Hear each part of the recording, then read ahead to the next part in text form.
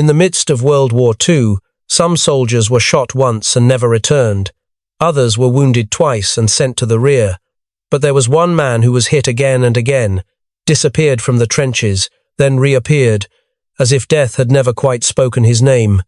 That soldier carried 7 wounds. 7 times he was thought finished, and all 7 times he returned to his unit, continued to command, continued to move forward, until his comrades still called him by his real name, while German soldiers whispered another name among themselves, the Ghost. This is not a story embellished after the war, but the true journey of Matt Urban, from his first days in combat through the most brutal campaigns in Europe, to a recognition that came long after the guns had fallen silent, leaving a question that has lingered for decades. How could a man be shot 7 times and still refuse to leave the battlefield?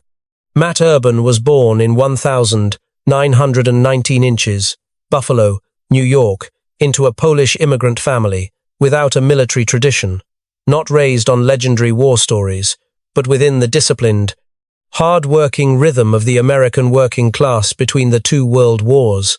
His path to the military was not a romantic destiny, but a choice rooted in responsibility. After graduating from college and completing the Reserve Officers Training Corps, Urban entered the Army in 1941 as a second lieutenant of infantry, at the very moment the United States stood on the threshold of a war whose length and human cost no one could yet foresee. When the United States officially entered the war, Urban was assigned to the 9th Infantry Division, a unit neither glamorous nor symbolic like the Airborne or the Marines, yet one that was repeatedly given the heaviest and most demanding breakthrough missions. This was the kind of unit expected to move first, hold ground so other formations could exploit it, and absorb losses before anyone else. For Urban, it was the right environment. Close-range infantry combat, where a commander could not stand behind a map, but had to stand alongside his soldiers. In November 1942, Urban and his division took part in Operation Torch, the first American landing on territory controlled by the Axis in North Africa. For many young officers, this was their first encounter with what war truly was, not tactical exercises, but chaos, fear, and decisions made in seconds. During the fighting in Tunisia, Urban quickly showed a trait that drew the attention of his superiors. He did not pull back when the situation worsened, and he did not leave his position simply because he was wounded. During a German counterattack, as his unit was pushed back and the danger of collapse became clear, Urban stayed at the front, personally holding off the enemy so his men could withdraw safely. That fight did not create a legend, but it laid the groundwork for his first reputation within the unit, an officer who did not vanish when everything began to fall apart. In the summer of 1943, the 9th Infantry Division moved into Sicily, and this was when Urban began to be seen not only as a man with raw nerve, but as someone who knew how to lead. During night marches across difficult mountain terrain, he organized tight maneuver elements, maintained discipline, and used surprise to strike the enemy's flank. At Troina, Urban's unit helped force German forces into a chaotic withdrawal, significantly reducing casualties among American infantry. The Sicilian campaign ended in late August 1943, and by then, Urban was a captain, carrying a few decorations, a few minor wounds, and a quiet authority that was beginning to take shape in the eyes of his soldiers. Later that year, the 9th Infantry Division was pulled back to England to reorganize and train for a campaign everyone understood would be more brutal than anything they had yet experienced. Normandy was not the open expanses of North Africa, nor was it Sicily with room to maneuver. Normandy was hedgerow country, mud, machine guns hidden behind every line of trees, and a battlefield where infantry would pay for every meter of ground. When Urban's unit came ashore at Utah Beach on the 11th of June 1944, there was no cheering and no sense of victory. There was only the order to move forward, and a clear reality. From this point on, every day could be the last. Urban at that moment was not a hero, not the Ghost, not a legend. He was simply an infantry captain, standing among young soldiers, stepping into a chain of battles that would turn his entire life into a question history would take decades to answer. And it was from Normandy, from those hedgerows where visibility was broken into narrow fragments, that the war began to test Matt Urban's limits in the most ruthless way, not by killing him outright, but by breaking him down piece by piece, time after time, as if trying to discover how much a human being could endure before agreeing to leave the line. The first wounds of Urban's career in North Africa and Sicily could be seen as early warnings. They hurt, they bled, but they still fell within what medics considered recoverable. Normandy was different. Normandy did not test physical endurance. Normandy tested a moral decision. When wounded, do you stay or do you leave? On the 14th of June 1944, near the village of Renouf, Urban's company was brought to a halt in the hedgerow terrain. The tall, dense embankments blocked the Americans' view, while German fire crossed the field, bullets sweeping low across the ground. 2 German tanks dominated the axis of advance, stationary, firing steadily. Every passing minute meant more casualties.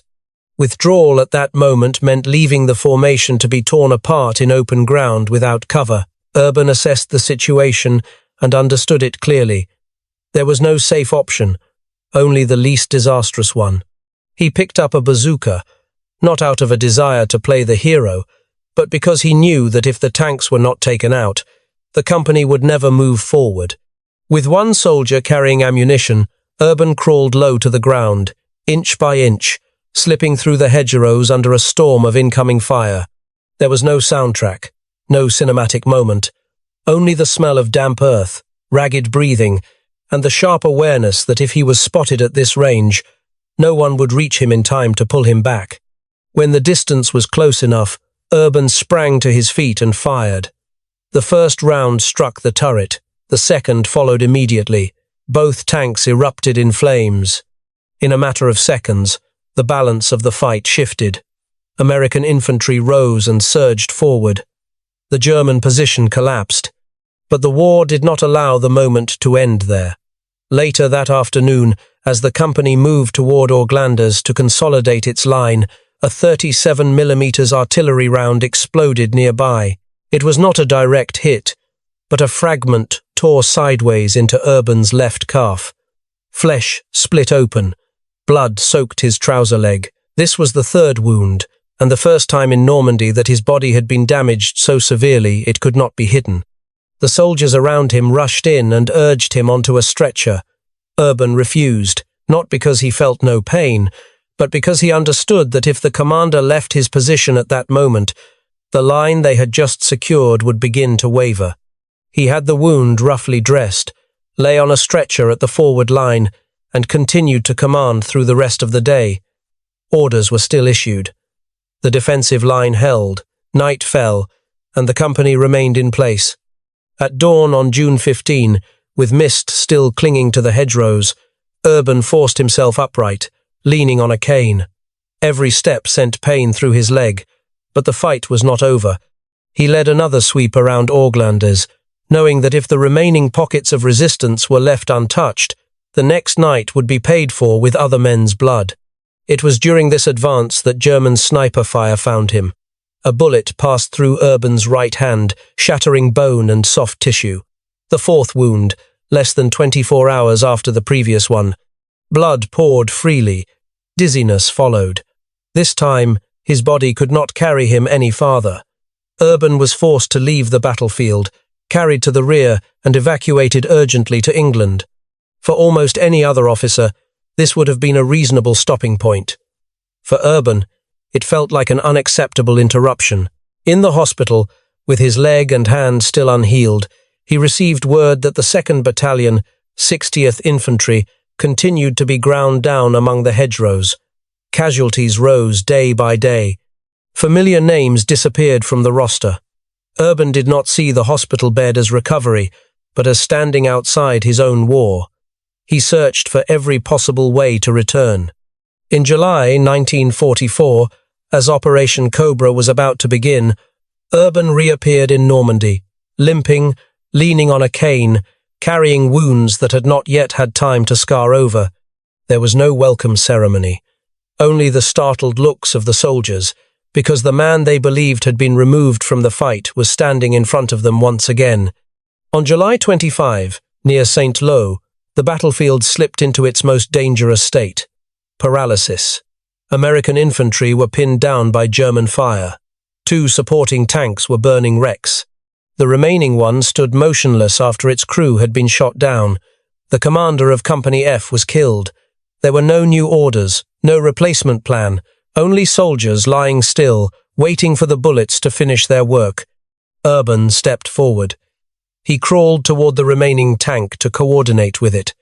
Before he could finish a sentence, the armored lieutenant beside him was shot dead. In that moment, the entire intermediate chain of command collapsed. Urban did not wait for authority to be handed to him. He ran straight into the fire, climbed onto the tank, stood fully exposed amid machine gun and anti-tank fire, seized the .50 caliber machine gun, and began firing. Rounds slammed into the armor, throwing sparks around him. Any sniper could have ended him in seconds.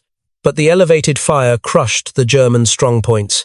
American infantry, seeing their commander standing bare on the tank under a storm of bullets, rose to their feet. They charged forward not because of orders, but because they had watched the limits of fear being pushed back. The German position collapsed. Saint-Lô was opened. Urban survived. But the war did not stop there. On the 2nd of August 1944, during an artillery barrage, shrapnel tore into his chest, stopping only centimeters from his heart. The 5th wound. Medics demanded his immediate evacuation. Urban stayed until the fighting ended. Only when he was certain the position was secure did he allow himself to be treated. He understood that if he left in the middle of that moment, the message to his men would be unmistakable: "This is as far as we go." And Urban would not accept that. 4 days later, the battalion commander was killed. Urban, just 24 years old, assumed command of the 2nd Battalion, 60th Infantry. The responsibility was no longer a single company. It was the lives of hundreds of men. And with that responsibility, the war continued to find him. On August 15, another fragment of shell tore into his body. The 6th wound. Once again, Urban remained until the mission was completed. 6 wounds. 6 times the war tried to force him out of the fight. 6 times he refused. Then came the 3rd of September 1944, on the banks of the Meuse River. This was not an ordinary battle. It was a decisive point for opening the road into Germany. Defensive fire was heavy. American infantry were pinned down. Urban left his command post, moved to the front line, gathered scattered men, and reshaped the formation. He rose from cover not to prove anything, but to do one simple thing: to show the soldiers that their commander was standing where the danger was greatest. The 7th bullet came from the flank. It tore straight through his throat, destroying his windpipe. There was no scream, no final word, only blood surging out and a voice disappearing. Urban went down. The soldiers dragged him into a shallow hole for cover. By every regulation, he was supposed to be evacuated immediately. Urban refused, not with words, because he could no longer speak, but with his eyes, with gestures, with a weak yet decisive squeeze of the hand pointing forward. The battle went on. Only when the bank of the Meuse was secured did Urban allow himself to be carried away. By then, his body barely responded. At the field surgical station, the doctors saw the wound and understood that the chances of survival were extremely low. The last rites were prepared, but Urban lived. 7 wounds, not in a single day, not in a single battle, but 7 choices to stay when every reason to leave was already there. He was not immortal, he simply refused to leave the battlefield before the fighting was finished. After the 3rd of September 1944, the war continued moving eastward, but for Matt Urban, the front closed in a different way. The bullet that tore through his throat on the banks of the Meuse did not only end the sequence of 7 wounds, it also severed his direct connection to the familiar rhythm of war, the short commands, the sharp orders, and the voice that had once kept formations steady under fire. The days after surgery passed in a haze between waking and drifting. His throat was severely damaged. his windpipe destroyed, and every breath had to be learned again from the beginning. When Urban became more aware, the first thing he noticed was not the pain, but the change in the sound coming from his own body. The voice that had once carried across the battlefield was now hoarse and broken, forced through a tracheal tube. Each attempt to speak demanded physical effort, every sentence carrying a sense of breathlessness and burning pain. The recovery took many months. Urban learned to speak the way someone else learns to walk. Short words first, longer sentences later.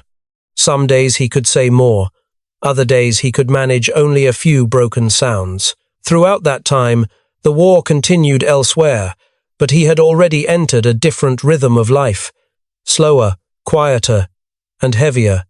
When the war ended in May 1945, Urban received the news in the hospital. There was no crowd and no cheering, only a quiet moment in which he understood that the men he had once commanded would never assemble again in full. The feeling did not erupt into emotion, but settled instead like a heavy weight placed inside him. In early 1946, Urban left the army with the rank of lieutenant colonel.